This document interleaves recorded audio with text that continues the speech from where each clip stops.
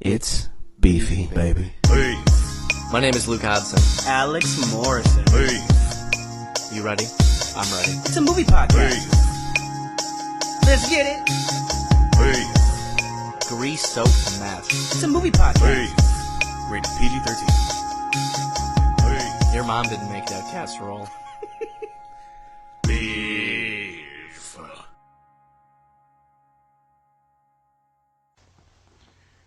In 2023, a man named Luke Hodson and another man named Alex Morrison left Shawshank prison to start their own podcast.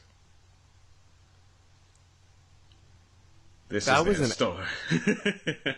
That's excellent. You Thanks, really man. just pulled that out of the bag. I had no idea. I think I have heard you do that before, but I honestly completely forgot. Yeah, it's been a while since I've tried that About one. Yeah, that's good. That was really good. Thanks, man. Damn. Well, everybody, That was excellent. welcome to the 17th episode of the Bucket of Beef Show. My name is Alex Morrison, My name is Luke Hodson. and this is going to be a really good one, I think. Yeah, you think so? Yeah, I think so. There's just so much depth to this movie. So much Yeah, is there happening. is. There really is. So, I didn't think of a question. It's actually your turn to ask a question this week. Oh my god. Oh, also, just a question in general? Pardon my audio. I'm also going to mention that I'm recording on a laptop. I don't have a microphone. This is not my laptop. I am in the middle of Indiana. There are dogs everywhere. I'm visiting for birthdays and proms and just to get away from the city for a little You're there while. for proms? Yeah, I went for a prom. But I didn't even see my cousin in her prom dress. She was like later, and I was like, okay. Yeah, it kind of makes sense. It's kind of... When you did prom, was it like a big family occasion? It wasn't like a big family occasion, That's but my I mean, question. Do you think prom is a family occasion? I think there's certainly a part where it's a family occasion, sure. And then the rest guess is sort just of. drugs and alcohol galore. Yeah. Did you have a lot of drugs at your prom? I didn't have drugs, but I definitely told her this story yesterday because I was like, oh, there's a prom incident at every prom. Okay. That's just how it is. And Yeah, that's fair. And what happened at our prom was I didn't have the money to get on this specific prom bus. And it was like Okay. more so the popular kids. It was like cool, whatever. One of my friends was on the bus. But we go to prom, and I guess they had like a bunch of edibles and a bunch of alcohol like in the bus, and the driver was like, "Yeah, I can like leave it here. It's fine." And they're like, "This is the coolest bus driver ever." So they're going out, you know, they do the prom thing. They're like eating, drinking, having a good time in the prom, and then the superintendent and the principal are out like you know, looking through the buses. You know, Okay. making sure there's no contraband or whatever. That's what they did? That's what they did, yeah. crazy. And so the bus driver like wasn't expecting anyone to like look in the bus. And they show up and they're like, "Hey, can we look in here?" And I guess he just like runs for it. Like Oh, he just what? like and so what I guess what had happened was the bus driver was like a wanted felon, like a convict. And I guess he was wanted for like aggravated assault. But he was Jesus. just driving around this prom bus with, you know, kids and their edibles and alcohol. So they were all stranded there. That's crazy, dude. They had to have people come pick them up because they couldn't Because get a on the wanted bus. felon was their driver. It was crazy, yeah. Damn. So that's my prom story on that. So part of it is a family affair. I think people want to see your pictures, and then I think part of it just has to kind of be bad. I'm pretty sure. Yeah, I can't believe Andy Dufresne was their bus driver, dude. That is crazy. That's unbelievable. Craziness. And a Dufresne. Yeah. Yeah. Okay. What all an right. incredible voice Morgan Freeman has. No, it's the best. It's awesome. So do you have any prom stories? No, not really. You had a I pretty really regular, don't think I regular do. prom. Yeah, I feel like I had pretty regular proms. I can't remember anything spectacular. I went to 3 proms when I was in high school. You did. Yeah, I went my sophomore, my junior, and my senior year. Whoa, look at this Yeah. guy, big fancy guy. Ooh, yeah, you know. You know. All right, man. Okay, I'm gonna try to do the synopsis on this one. If that's okay Let's with do it. you. Yeah, go for Okay. it. I just need to make sure the years are correct. I want the years to be right. I guess it doesn't matter. Okay. Sometime in the early 40s, Andy Dufresne gets convicted of a crime that he did not commit. He's sent to Shawshank prison, where he befriends Red, played by Morgan Freeman, and lives a very long 2-life sentence. Will he get out of prison? Will he not get? I'm trying to think. Will he get the library? Will he make the warden so mad he has steam come out of his ears? Let's talk about it. Hey, let's talk about it. I really like how this movie, like, kind of skips generations because of how long they're in prison. Yeah. I never knew, like, just how long. Sorry, I'm, like, very, congested today. So sorry if you guys are hearing me sniffle and snuffle. That'll be over here. fine. That'll be all right. Yeah, I hope they don't catch a cold through my microphone. Yeah, I like how they skip like time in here. I like the kind of ensemble cast that they have going. It's kind of like a mix. It's like it's really the main character is really Andy, and then Morgan Freeman's essentially a main character too. But it's largely the story of Andy's day-to-day life. Yeah. And all of that stuff. I really like Tim Robbins in this.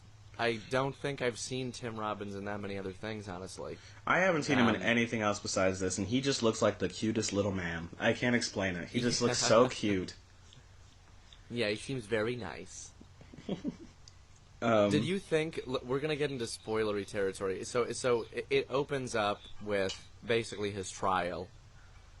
That he's been accused of killing his wife and her lover, a golf champion. Did you think at the beginning of the movie that he was guilty? Yeah. Yeah. A little bit, yeah, because the judge is like, you are icy cold and I can't. You make my skin crawl because of how cold you are to this case. Yeah. But I'm like, okay. But he didn't kill them. But also the issue is, with all of that, he's like, well, I didn't kill him, but also I don't remember, and also I said some really heinous and mean things. Yeah. So he really did that to himself. Like, if he really wasn't, I don't know. He did it to himself. Stupid. Yeah, he was telling the truth. I don't know. But, He was telling the truth. I love the gang of people that kind of surrounds Red. Yeah, me too. Did you have a favorite? Did I have a favorite? I really liked the guy that... I gotta pull up the internet. That the old guy, what was his name? That Brooks was gonna stab. He was fun. Yeah, I liked him a lot too. Haywood. I think he was one of my favorites too. I like Brooks too. Yeah, I figured you would like Brooks. He has a... Yeah, because he has a big Brooks. raven. Yeah, you're Brooks. He has a big raven. You're like... Yeah. Yeah. I knew it the second I saw him. I was like, yeah, I like that's all the him. little weird shit that each of the cons kind of has to like make them sane in this horrific prison. Yeah, I really liked the guy that couldn't read. The guy that when they're taking bets on who's gonna like cry first, and he bets on the guy that does cry, and he's like teasing him and everything. I liked him a lot. Yeah, and then the guy died, and then he was like, "Oh shit!" I know. Yeah, there's a lot of moments this is where, real. yeah, this movie does like a really good job of like balancing out like the happiness with the oh fuck, Yeah, I wouldn't even. Like I wouldn't even call it like happiness. Though, happiness it's isn't not right, but like happiness, relief, but it's like relief and like normalcy. Yeah. It's Yeah. like it's just like that quiet hopefulness that is lingering in this movie. You know what I mean? Like that's how I would describe it personally. It is just like a very quiet natured, like, especially when you, like, I guess I came up with that kind of idea when Red is like, oh, I met Andy and, you know, he really wanted me to get this, like, rock pick. And he was just, like, strolling through the yard, and he really is just strolling and, like, throwing a rock around. Really just minding his business. I'm like, yeah. Yeah. A man with a plan. Yeah, what did you think of that first... what did you think of that, like, one of those early scenes where they... where that... God, my brain is so slow today. Where Captain... oh, come on, of course it does this. Where the big bad guard captain killed that guy. What did I think of that scene? Yeah, what did you think of it? I was like, Mr. Krabs, what are you doing? Yeah, that was pretty brutal. I also like how this is a prison in Maine. Like, I don't really think of, like, Maine as having, like, specifically hard prisons. But you know what's crazy? It was filmed in Ohio. And I was talking to someone about it yesterday. It's like 2 hours from where I'm at, and I was like, should I, like, go and then do an investigative report for the podcast? Ooh. Because you can do, like, night tours and stuff there. Apparently it's a very haunted place. Oh, it's like a... Oh, okay. That's really cool. Yeah. And sad. Very sad. Do you know that Michigan's actually has one of the highest, like, incarceration rates in the country? Well, yeah, of course it does. Yeah. Yeah. Anyway, that's where we're from. That's for those of you who don't know. Listening in on the podcast. Yeah. But you know, that's Clancy Brown, right? That was the head officer. Yes. Okay. Yeah. Also, we didn't talk... So, I've seen this movie before. I have seen this movie before. Oh, you have? I have seen this movie before. That's crazy. So, you have... Because it's a long-haul movie. It's a long haul. I should be asking you the questions, but... Yeah, go for it, dude. Ask me as many as you want. Yeah, I really liked it. I had a great time watching this movie. There was some brutal stuff. It does that thing with... A lot of the stuff is brutal, but it's more palatable than how some other movies would do it, because a lot of the really heinous shit is you see the lead up to it, and you get the explanation of it, even though it's not necessarily explicit in its explanation of what exactly ends up happening. Yeah. Yeah, and it's almost worse because you have to picture it in your mind rather than like being told exactly what it is, you know? Yeah. I think what this has behind it is this was a book. I think was Shawshank Redemption. I think was a book before it was turned into a movie. Oh yeah. And I feel like you can always tell when these things are like adapted, but they're adapted well, just because of the innate, like, small character-driven moments, you know? Yeah. Like, it must have been so easy to pull from. But I'm pretty... You might have to fact-check me on that. I'm pretty sure it's a book. Yeah, go ahead and check for me. But, Let's see. Oh, what? What? Do you know who wrote The Shawshank Redemption? Not a clue. I want you to guess. No way it was Stephen King. It was fucking Stephen King. You are fucking joking, dude. I cannot believe that Stephen King wrote The Shawshank Redemption and I didn't know that. Oh my god. I can't even... That almost pisses me off, dude. Bro, Stephen King owns American culture. He owns American culture. Stephen King literally owns American culture from That's non-debatable. 1982, like 1975 to 2000. No, even to now. The It movies came out in 2018. Yeah, like, Jesus Christ. Stephen King owns all of our asses, dude. That's crazy. What the fuck? Stephen King's actually been using an early stage of ChatGPT for about 25 years. I was gonna say, man, there has to be. He invented it. He's been using it. Just the sheer amount that he is able to write and create is insane. He just released the ChatGPT because he's like, I can't keep getting away with this.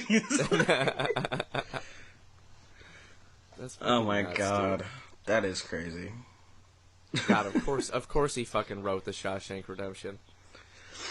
I feel duped. I feel duped too, dude. Because this is his best book. I think it's probably his best movie. I don't know. I also didn't know that. The Shawshank Redemption was a flop when it first came out. Was it really? It was, dude. It came out as the same. So the Shawshank Redemption came out the same year that Pulp Fiction and Forrest Gump came out. Ooh. Which is crazy. So it got nominated for 7 Academy Awards. I don't know if it won any, but I do know that it lost Best Picture to Gump. And apparently it was so its budget was, I believe, $25 million. $25 million. This is according to Wikipedia. Okay. Its budget was $25 million, and it only earned $16 million during its initial theatrical run. And people were saying basically that it was because of competition from like Pulp Fiction and Forrest Gump, and then this source also says that in general prison films were pretty unpopular at the time. People didn't like that it didn't have any female characters, which is pretty crazy. This film does not have like a single female character other than the dead wife. Other than the dead wife, the cashier at the grocery store, and the 2 women that run the halfway house. Yep. I think there's 2 different women with the time shift. Yeah, it's definitely definitely a man mix, you know. Yeah, yeah. But it's a prison, so it is a prison in 1947. So there's arguably the worst time to be in prison. Yeah, craziness. But you know what saved the Shawshank Redemption was Family Video, basically.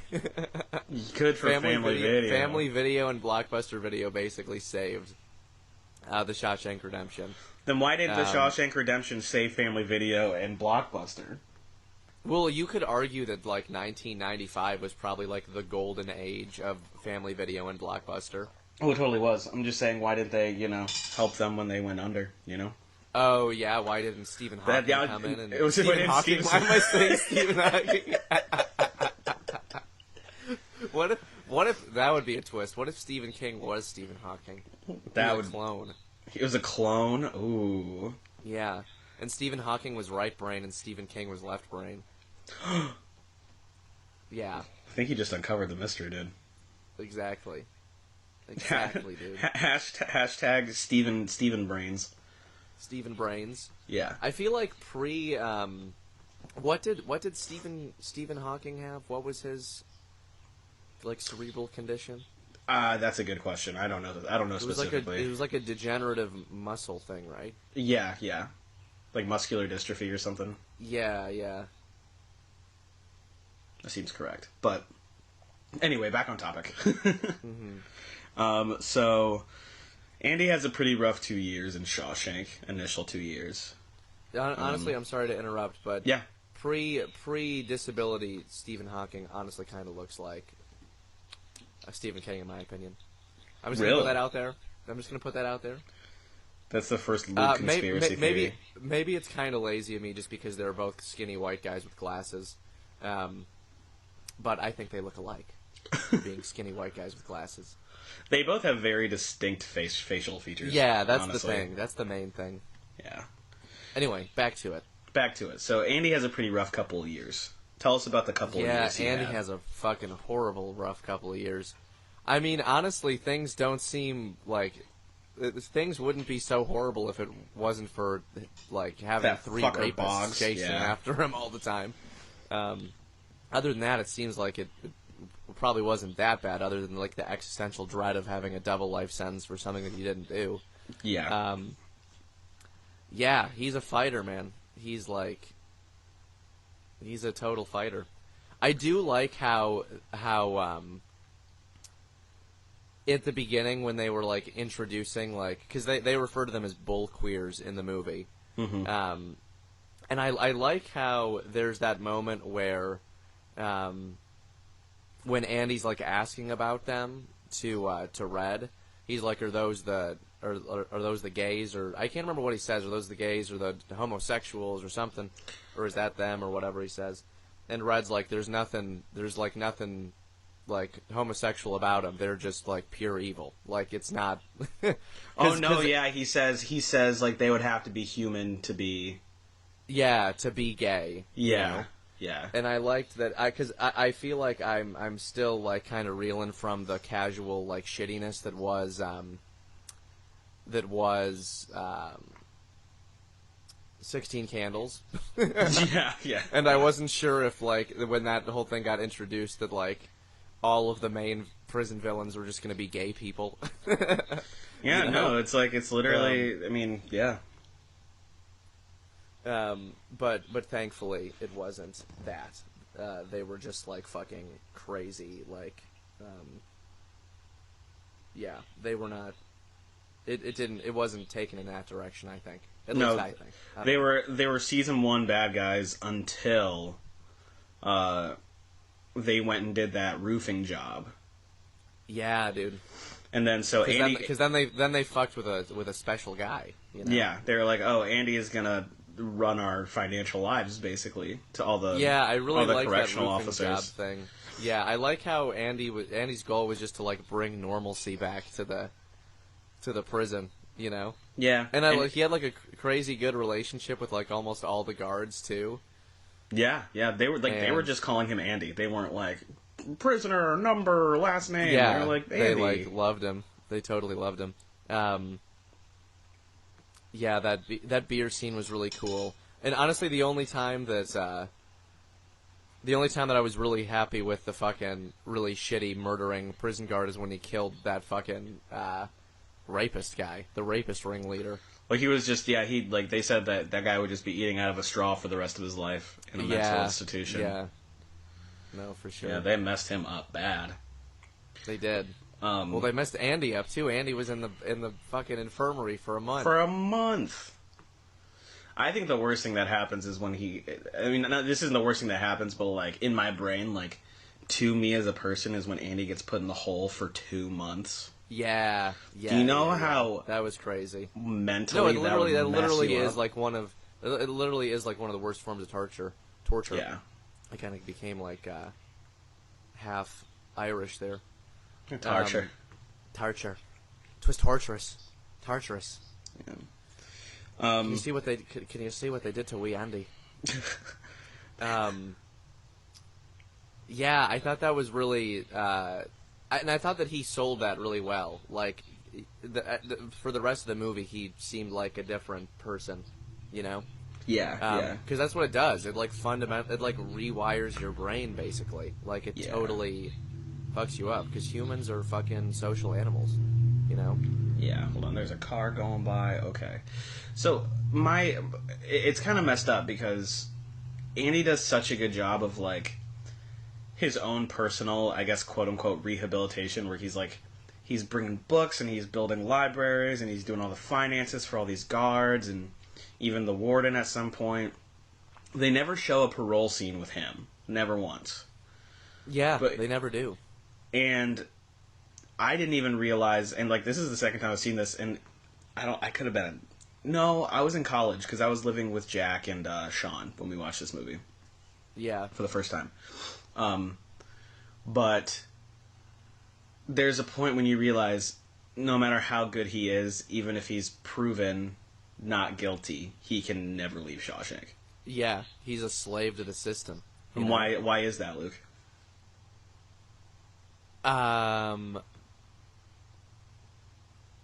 Well, first off, I wasn't sure if he was given life without parole.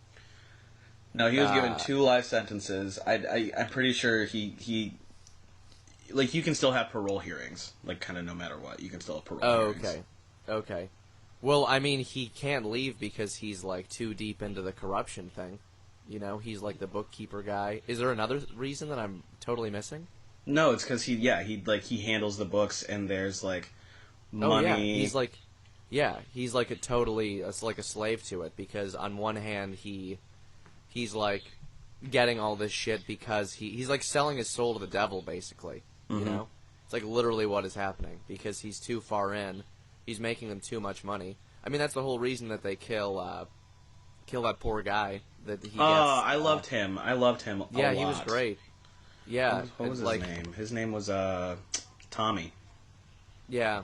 Yeah, he was a great character. Sometimes it's always like, not always, sometimes in films like this, it's kind of like, when they introduce a character like near the third act, it's like, ooh, is this gonna like work very well? And this one definitely did, you know? Yeah, absolutely. He was a great add-on. It was, that was really, really nice. I like how he just like constantly, I'm going back to Andy on this one. I'm kind of switching gears. Just talking about like the sheer persistence that Andy had. Like Andy was persistent for 20 years straight. Yeah, little under 19 years. Yeah. This man did not. He worked every day at his singular goal, and it's fucking insane to me. But honestly, you know what the crazy thing is? Where, like, Red is like, it would have taken a man 600 years. He really did not go that far. It really shouldn't have taken him 20 years to get through that. Because when you look, when he's, like, etching his name, how big of a chunk comes out of the wall. Yeah, but also is because the moment that they did that, I had a question. I was like, where's he putting all the dirt? Right, yeah, and he just has to put it in his pockets and let it... Yeah, he can only dig as much as he can put in his pockets. Mm-hmm. You know? Or else, see, like, I would have gotten too greedy. I would have gotten way too greedy with that. Well, also, the biggest, like, the flimsiest part of this film is that none of the guards ever got pissed at him and tore the poster down. You know? Yeah, like, in 20 years, yeah. You know what I mean? In 20 years, no one, like, leaned on it or tore it down. You know what I mean? Yeah. That's like one unbelievable. It's fucked up. Well, I mean, it is mildly unbelievable, but also, like, there was a point when he was, like running their lives, basically, and giving them money. You know what I mean? Like, so they weren't gonna fuck up his space. That's not true. crazy, yeah. Literally, I imagine it was just up to the point where the warden was like, hey, I've heard you're good with books. You know what I mean? Yeah. No, for sure. Let's also talk about how, like, how fucked up it is that's like the most unbelievable thing to me in this movie is that, like, they didn't tear the poster down. It's not that, like, there were all these, like, horrible, horrendous things that were happening at this prison, or, like, isn't it just shitty that, like, that's just the world that we're in, where it's like, yeah, that makes a lot of sense that this would happen, that people would do this to people. Oh yeah, you know? it makes a lot of like, sense. Jesus I mean, Christ. there is such a reality to this movie that I mean, there really is. I mean, and it's really kind of great that in, like, 1994 there was, like, a really clean look at the prison system and how it affects you and how... No, for sure. And how honestly not easy it is to lose hope, but the second you lose hope, you are, like... You're a prison to the institution. You know what I mean? Yeah. You're a prisoner to the institution. True. It's totally true. It's like the whole idea of, like, rehabilitation is, like, garbage. Yeah. The idea like, of rehabilitation isn't a real thing. It's just not. Yeah. Well, and, like, also the fact that, like, honestly, like, basically every prison in America is basically, like, sponsoring, like, state slavery still. Mm-hmm. You know? Yeah. Like, where people aren't paid, like, basically aren't paid for what they're doing because the pay's so low, or they aren't paid at all. You know? Yeah. It's messed up. It's messed up. But I'm glad that, like, there was just something to put eyes on it. And then... Because, I mean, I don't know how the systems worked in the 90s, but I know how they worked in the early to mid-2000s, and, you know, how many programs there are for, like, legitimate rehabilitation. Yeah. You know what I mean? And, like, education and things like that, you know? Not that Stephen King brought attention to the prison systems in America, but, like, maybe, though, you know? Well, in a popular sense. Yeah. Yeah. I think so. With this film, definitely. Definitely. Yeah. But I do think my favorite character in totality in this is Red. I think that's just your favorite character is Red. Yeah, it's like he's just like he's not like a nurturing presence, but he's like with you. He's like a friend. He's a buddy. Yeah, Red kind of is like he's like backbone of everybody. You Yeah, know? definitely. Like Andy does a lot to like improve things and everything, but like Red's the kind of guy that you would probably want with you at like your lowest point, you know? Yeah, honestly, Red's that guy, and then Andy is that guy for Red. You know what I mean? yeah, yeah. And honestly, like, everyone is gonna ride or die for Red. Basically, that's just that's just what it is. No, if you piss sure. him off, you're done. Like that's Yeah. you don't get shit. People don't mess with you. It's over. And luckily, he was just a very good guy. Yeah, for sure. It sucks that Red wasn't able to hold back the rapists for those 2 years for Andy. Kind of sucks that Andy was just kind of left alone with those guys. Yeah, I mean, but it's fucked up. But that's the reality of it sometimes. Truthfully, you know, that's I don't know. You know, like Yeah. It's crazy. But all those guys that had life sentence, none of them wanted to shank those guys. Crazy. Honestly, I don't know. I couldn't be like. Do you think Red is getting asked a lot for like knives and things like that, or he's like, no, I can't do that, or I won't do that? I think he probably is. I think Red would only. I don't know if he would, because he doesn't seem like he wants to get into any sort of violent contraband with Andy when he asks him about the rock hammer. Yeah, yeah. You know, That's very real. yeah. But who knows? 40 years is a long time to have the option to make that choice. Doesn't this movie get more depressing though? Like every time they kind of like create the timestamp, we're like, wow, I've been here for 10 years. They do a really good job of aging him too. Oh my God, Morgan Freeman especially. Like when you look at the beginning, and I'm like, how old was he when he shot this? Because he looks so young at the beginning of this. Yeah, yeah. You know. And Tim Robbins, I mean, that's almost a masterclass within itself, especially when especially how they change his, like, the look around his eyes, and like basically from his forehead to like the bridge of his nose, like that whole transformation that they're able to do is insane. It is insane. He looks like a totally different person. And also, I mean, like, his attitude changes, especially when he meets Tommy, like the young kid who wants his GED. Yeah. And, like, all of a sudden, he is, like, a parental figure in this prison. Yeah. And I'm whoa, that looks good on him. That looks good on him. No, for sure. The dad he never got to be. Yeah. Yeah. So. Yeah. There's so many good things about this movie. Yeah, we haven't even talked about the warden yet. No, we haven't. Fuck the warden. Yeah. He's a coward and a pussy. The warden makes me think of Rudy Giuliani. Makes sense, though. I mean, they just have similar. They have similar vibes. He's more of a fucked up like televangelist energy, though. Yeah, yeah, yeah. Like what a just corrupt, shitty guy. He's like one of the evil Democrats from like the 1930s and 40s. Yeah, 100%. He's 100%. Yeah, he's like one of the Democrats that like was initially opposed to the New Deal, and then like decided he had to like toe party lines, but like pocketed as much of like public funds as he could. Yep. You know what I mean? That's that kind of guy. He's like yeah. He's like a Birth of the Nation, like, was the best movie of all time, Woodrow Wilson Democrat, you know? Like, that's him. Yeah, man. He was just a chronic piece of shit, and then he shot himself, and I was like, well, God's not going to be very happy about that, mister. Yeah. You got some explaining to do. Yeah, dude. It would have been, I would have liked it even more if, just because, like at the end, Andy basically becomes a god, like, because Andy's just like been orchestrating everything for so long. He literally has a driver's license. He has a social security card under a person he made up. He created a person within the United States government. Yeah.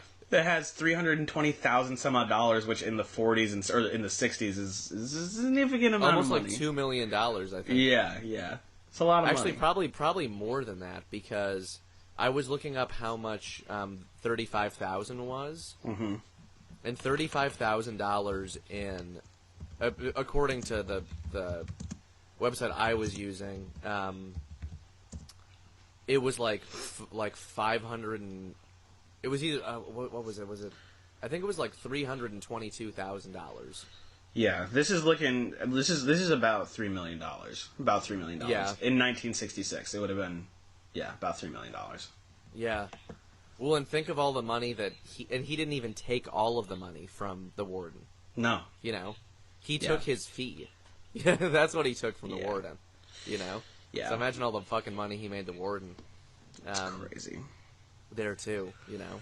Yeah, and then I want to see the sequel where the head officer is in prison. I want to see that sequel. Yeah. Because that sequel's no more than 20 minutes long. Yeah, the Shawshank Retribution. Yeah, ooh, zesty. Make it an anime. I'm just imagining that it's like a Punisher fucking, like, short film, basically. Basically, yeah. But, okay, so, the biggest thing in this movie is he goes through the tunnel, gets out, goes through 500 yards of shit, and then the big shot is him, like, in the rain. Walk me through your feelings when you saw that. When from the second he the warden pokes the hole in the poster. Well, so my thing with this movie is that was the least surprising part of the film for me. Okay. Because I knew how the film ended, you know? Mm-hmm. I knew that he was going to get out. Everything that was a surprise to me was everything else in the movie. Okay. So for me, it was like a sweet, it was a sweet satisfaction when all of the other characters figured out what he had been up to the whole time, you know? Sure.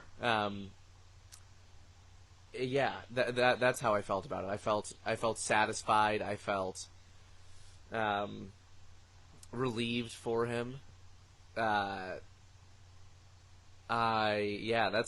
in general how I felt. And then I was also like, how is he gonna get out of here from the prison? Like, what's his move after this? Yeah, right. It's like kind of breeze over, which is whatever. I'm fine with that. This is kind of a movie of occasional coincidence. You know what I mean? And that's absolutely. Fine. I mean, it's blind luck he was in there in the first place. Because the story and the themes of the film are strong enough to like make those kind of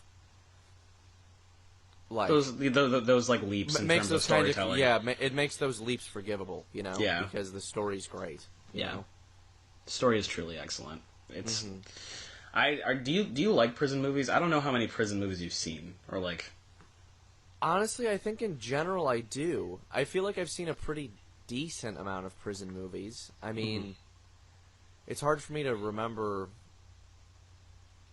all of them right now. I watched a lot of Orange is the New Black. I actually still haven't finished Orange is the New Black. I saw the first, 5 seasons, I think. I really liked that. I've seen, now I'm, totally forgetting. Are there any prison movies that you really like? That you're thinking of in particular? Prison-related movies? No, but I used to watch a lot of Prison Break. Oh, yeah. A lot of Prison Break. There's also one we watched in high school, I feel like, which was... Man, oh man. I'm going to look up prison movies. One of the main prison movies, main sad prison movies that I haven't watched is The Green Mile. I haven't seen it either. And I know how that one ends too, and I...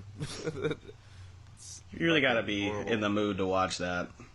Yeah, you know. I'm going through the 25 best prison movies all time on Bing. Yeah. Golly. Let me see. Green Mile. Have you ever seen the 13th? I've seen the 13th, but that's a... Oh, Brother, Where Art Thou? Yeah, that's the one. That's the one we watched in high school. Is Oh Brother, Where Art Thou? Oh, you watched Oh Brother, Where Art Thou? And that's cool. Fuck yeah, dude. Honestly, maybe I haven't seen that many prison movies. Yeah. I feel like I have, but I'm looking at... Oh, these are prison documentaries that I've never seen. Well, have you ever seen Medea Goes to Jail, is the question. No, but... that's the main prison movie, let me tell you that. I was about to be like, uh-oh, Medea, and I'm like, uh-oh, everyone else in that prison, in that jail. Jesus. Everyone voluntarily goes to solitary. Yeah. But yeah, man, there's a... I love the message of trying your best to maintain hope, and what happens when you lose it in these situations. I think the whole Brooks bit is, it just so breaks good. your heart. It breaks your heart. It really does, because it's so good. But let's also talk about like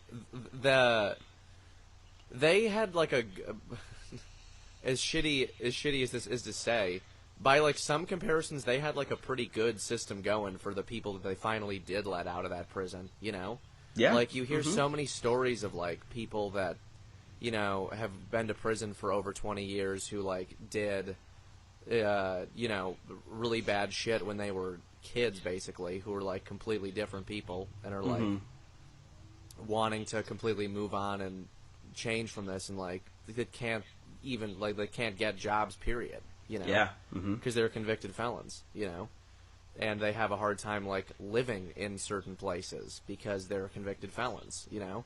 Like the fact that like that you still basically have your sentence on you even though your sentence is done, you know. It's I mean, it makes a lot of sense, and I feel like the difference between, I mean, what really sucks for Brooks, and I guess you see it with Andy and Red, is that they don't have anyone on the outside at all. No, you know what I mean? Because they've been in there their entire lives, basically. Yeah. You know what I mean? Like, yeah, like imagine that, like going to, like, fast forwarding like 45 years. You're not gonna have anyone, you know. That's such a nightmare. That is who's a gonna, like, nightmare. realistically, who can wait around for you? Yeah, you know.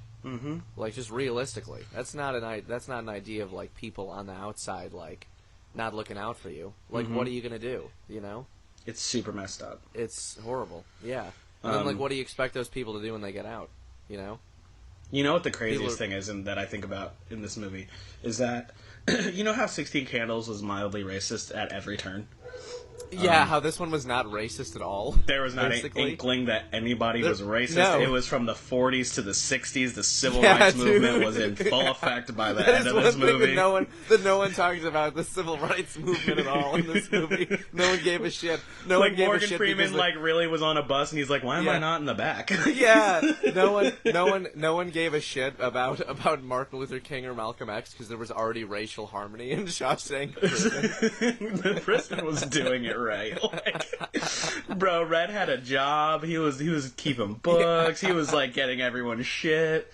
Yeah, dude. They were like, "Oh my god, that's so funny." I literally had that thought. I was like, "That's actually crazy." No, I was too. I was like, it was. This is really shitty that the world is this way. But I do like how like the first 3 minutes of 16 Candles was like the exact opposite, where it was like, oh, okay, like this, like haha, interracial dating joke, blah, you know. Yeah. And then like in a movie that I didn't expect it, and then like I'm watching Shawshank Redemption, and I'm like really pleasantly surprised when like Red has a ton of white friends, and like everyone's like super intermixed. You know? Like, they respect the shit out of him. They do not care. They're like, yeah. You know. That's so funny. Yeah, and they're all just like totally. Yeah, no one ever gets. There is absolute racial harmony in Shawshank Redemption. It's nuts. It's actually crazy. Yeah. Shawshank was actually a utopia. Yeah, literally. Yeah, I feel like there's probably like some sort of like actually, it was actually the prisoners that made their lives worse in Shawshank. There could have been greater harmony if every rule was followed. Yeah, and Andy was actually the villain to leave Shawshank because he could have made the place a utopia. Yeah, I mean, whatever.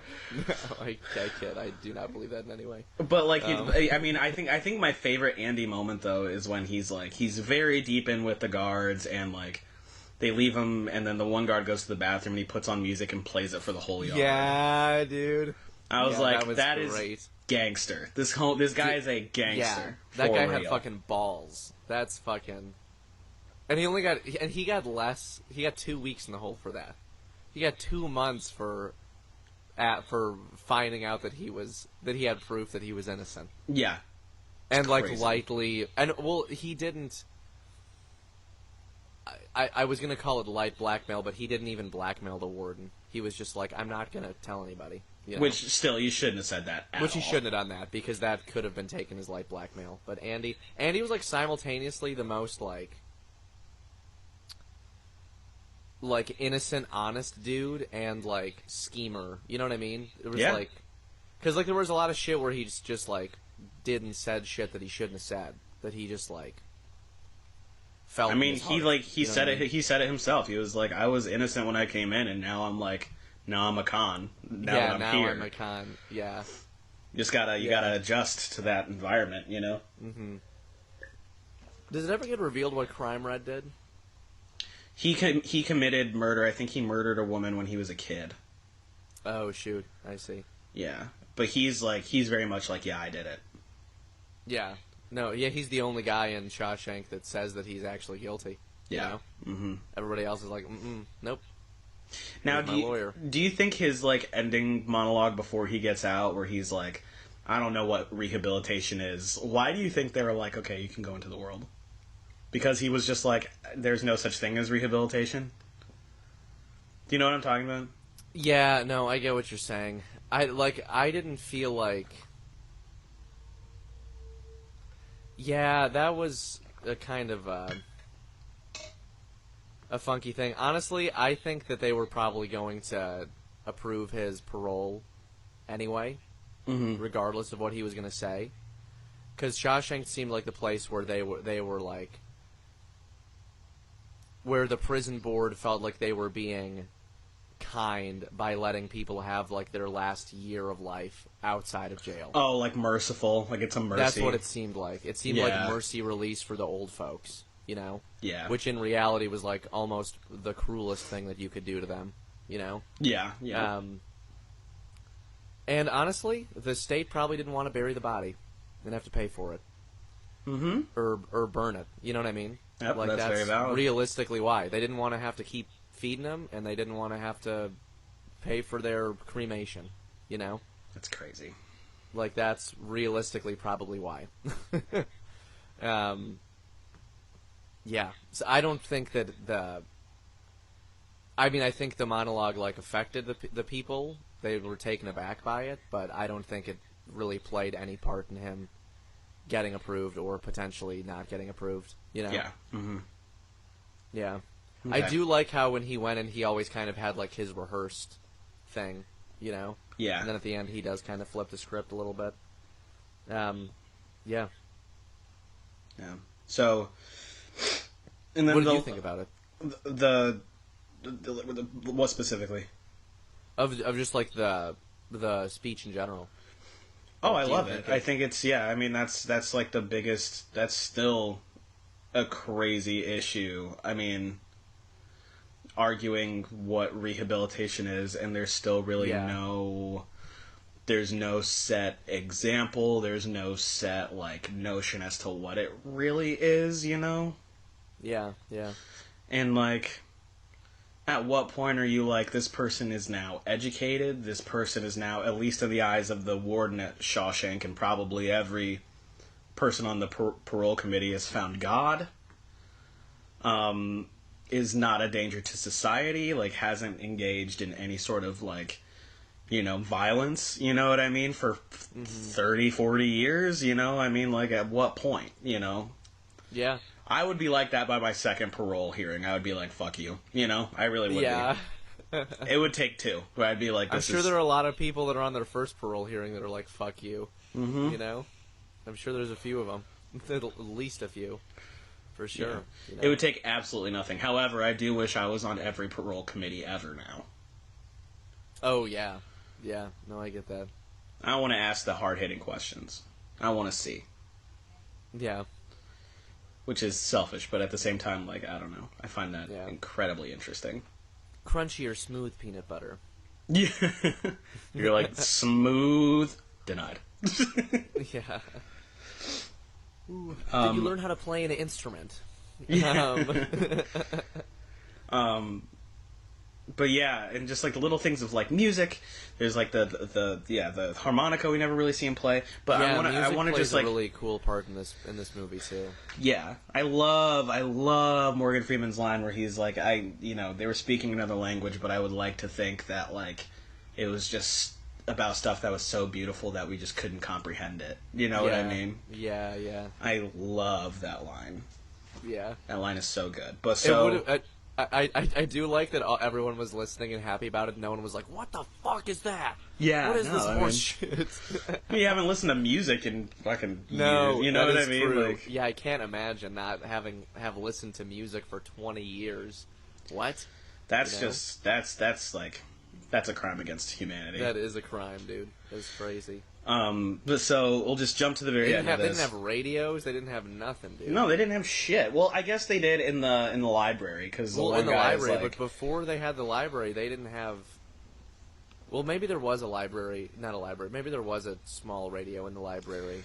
because they were Yeah, watching but- movies. They were watching movies. That is true. That is true. They did have the movies. So I don't know. Or that one entirely. movie, at least, that they watched 3 times that month. Yeah. But just like jumping straight to the end because I think my grandma's here. And, Yeah, we're running pretty high on time. Yeah. So the very, very end, Red goes to the tree by the rock wall, gets the volcanic glass rock, and he opens Yeah. the box and he's like, Red, if you're reading this, you made it. Good job. Here's some money. Come find me. Yeah. And Red was about to really give up. He was about to end his shit. Yeah. And goes and basically meets Andy and gives him a hug, and they're gonna charter fishing trips. Yeah. And Have I'm a like, little hotel. that's me and Luke. Yeah, no, seriously though. I don't think I would. I wouldn't have gone so hard mode and got such a shitty boat though. If I had fucking $3 million in the bank. Yeah, I don't know, man. I mean, like you gotta keep busy. Gotta keep busy. Yeah, that's true. That boat will keep him busy for sure. Yeah. It'd be funny if Andy realized that he wasn't technically skilled at all. He's like, Red, I'm really bad at this. He's a good whittler and tunneler and tax evader. He's a great accountant, but he's not good with machines. No. That's wild. But yeah. Yeah. It's a lovely ending. It's a lovely ending. Want to just do like final thoughts and wrap her up and put it in a nice little bow. Yeah, this feels like a timeless movie. You Yeah. know? Like, this is just such a timeless... Which is kind of heartbreaking that it is a timeless movie because we'll probably, as a species, always have these fucking horrible problems. Yeah. But it's a really great examination on, like, the durability of, like, the human spirit and the power of, like, camaraderie and friendship and in the end it does give, you know, like a sort of a glimmer of hope that there is a version of things where the changed and the innocent can triumph over the powerful and the corrupt. Yeah, you know? absolutely. And I think that'll always be something that people like to see, you know? Yeah. It's just so hard to navigate that type of film. I feel like nowadays it's like very hard to find. Yeah, I agree. You know, for I mean, sure. even for just a 2.5 hour thing, like it's the little moments that matter, and they're so specific. Yeah, this is very much like a once in a generation type of movie. I'm telling you, it really is. Yeah, And yeah, and no, it's crazy to me that Pulp Fiction, Forrest Gump, and this movie came out the same year. Do you think What a this is the crazy best fucking year in for movies? Yeah, what a crazy fucking year for movies. Because I didn't know that, but now I'm kind of under the impression that this might be the best year in movies. Period. Yeah, I don't know what else came out in 1994 because I know those aren't only 3 movies I'm gonna look up Best Picture nominees for this year. for 1994. Yeah. Because I want to know. Forrest Gump, Pulp Fiction, The Shawshank. Oh, you know Redemption. what? This is actually wrong. I think Shawshank came out in... When did Shawshank come out? Was it 93? It's a good question. Shawshank Redemption should have come out in... Oh, it says release date 1994. It's probably the 1995 Academy Awards then. Yeah, that makes sense.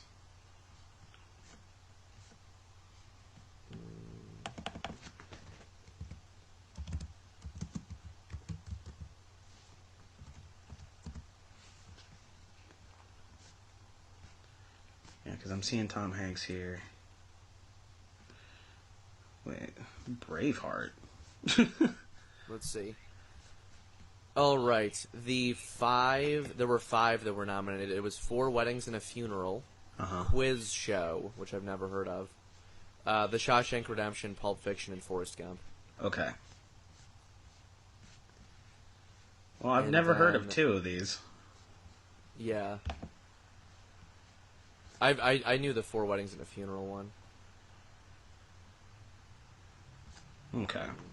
Has to be. I mean, what we should do next time is maybe look into that. Also, we're gonna wrap this up, and then we have to our Scooby-Doo poll. We never talked about on the pod, and turns out people like Scooby-Doo 2 more. Yeah, of course they do. Of course they do. Kind of bullshit, but I will tell you, because people have big brains, Alex. You better shut up. People have big brains. People have big brains and bigger hearts. I just want to say though, okay, I just posted it, and Luke was basically like, if you like me, then you like Scooby-Doo too. I didn't bring it back around to myself. I was trying to keep it mildly impartial, but like when Luke posts about it, he's like, oh, it involves me too, and so yeah. Listen. Sometimes you have to. Sometimes you really have to utilize your social capital for the results that you want to achieve. You know. Oh my god. I'm not ashamed. I'm not ashamed. I know you're not ashamed. No. Okay, if anything, I'm Scooby-Doo happier 2 that I won. won because I leveraged my Your my social prowess. capital. Yeah. Yeah, exactly. You know, because we both know that I'm far more charismatic than Alex Morrison. It depends on the day. It really does. I think you are definitely way more charismatic in like long stretches of time. But what I think is that I think I am a fairly charismatic person, but you are able to cultivate relationships where people like just deeply, deeply, deeply love you. You know? Oh, that's really sweet of you to say, though. Actually, yeah, it's true. That's lovely. And I deeply, deeply, deeply love you for it. Oh, I love you too. I miss you, dude. I miss you too. I miss you too. So, what's your score for this movie? I struggle because, like, we talked, this is a once-in-a-generation movie, and I truly believe that is the case. I really do. I believe that is the case. And I don't think I've given anything a 10 out of 10 so far. I feel like this is like the biggest, like, classic that we've watched so far, I think. Yeah. I can't pin down anything wrong with it. Like, minus maybe 2 or 3 things, but the 2 or 3 things that are wrong with it, I'm like, oh, in my brain, if they just had like an extra 10 minutes, they could figure it out. You know what I mean? Yeah, I get you. So like, I'm gonna give this a 9.85. Like it's riding a 9.8 and a 9.9. Yeah, I'm gonna give this a 9.8. Okay. The point 2 is just covering the bases and the poster. You know? Yeah. I want to give it a 10 out of 10 just for avoiding racism. Yeah, honestly. But also, it's like a negative. I don't know. But if someone called Morgan Freeman the N-word in this movie, I would be like, that's bullshit. Yeah, but I also feel like the movie covered enough social bases in terms because at its heart it was about like how the prison system affects people and like just people. You know what I mean? Yeah. Mm-hmm. And obviously like the whole like over incarceration of like like Black and Latino folks is like staggering and like obviously a major problem in our society. But yeah, this movie does a good job of giving a sort of a general overview of the problems. You know what I mean? Yeah, absolutely. That makes any sense? That makes sense. Yeah. There weren't any gangs or anything, really. Yeah. So. Yeah, because there weren't any gangs in 1947, you know? Yeah, right. It's just, Especially- it's literally maybe just just like because it was everybody in Shawshank is literally just non-gang affiliated and not racist. Yeah. Like, they just got Yeah, maybe- super lucky for 20 years. Yeah, you remember how Maine in 1947 was just an absolute racial, like, utopia? Paradise, yeah. It's just because it's Maine, yeah. We're used to... anyway. Okay. Good old Maine. Good old beef score. I think that's how that's like the only reason that they were able to get away with that, like, and it feel realistic for the time is because it was maybe Maine. It was so far north. Yeah. It like they couldn't have made this movie in Kentucky and made it the same way. You know? Yeah. Oh, if it was in Kentucky, this story would not happen. But okay, so beef score. I gave. Okay, you do beef score. You do beef score first. Oh, this is like a Salisbury steak. That is so correct. That is so correct. It's like a Salisbury steak, like when you didn't want to eat Salisbury steak, but like you like bit into it and it was like the most tender, and like the mushrooms were sautéed perfectly and the gravy's like absolutely slapping, and the mashed potatoes feel like the Holy Spirit of like every grandmother that has ever lived. That is this movie, I think. I agree with that so hard. I guess I'll take the route of like biscuits and gravy with like a beef gravy, and it's just 2 steaming hot biscuits. You haven't had it in a long time, and then Grandma makes it, and you just can't help but sit and savor it. It's just it's so good, so good. I love it. Yeah. Okay. Do our ending stuff. Do our I gotta the see. little shout-outs. I just Little gotta pull shout-out. up the list. Me too. We're gonna do it right this time, because I think last time, I don't know what happened last time. I was so tired during our last episode. No, I was too. I was exhausted. That was very rough. Okay.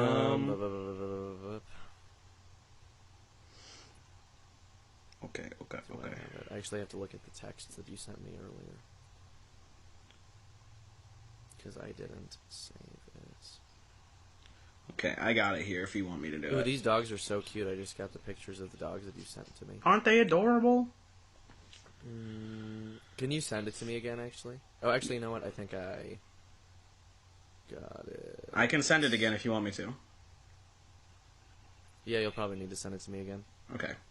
Well, that's okay. I just, I'll text it to you right now, and then I'll start with our ending stuff. Perfect. Okay, here we go. Follow us on Instagram, YouTube, and Facebook at Bucket of Beef Show. And make sure to follow us on Patreon, patreon.com/Bucket of Beef Show. Voting power on what we watch next. Early access to our newest episodes. Reviews of horror movies and access to our Last of Us review series.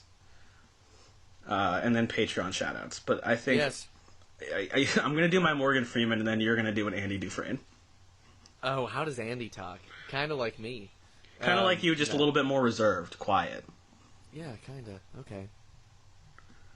You want me to go first? Yeah, you ready? Yep. Amanda. Jason. Jenny. Victor. Dina. Julia. Julia L. Dwight. Adam. Brittany. Olga. Olga. Rick. Nicole. Nikita. Nicholas. Nicholas, my sweet, sweet boy. You're a good one, Nick. Just the best of all of us. Alrighty, gang.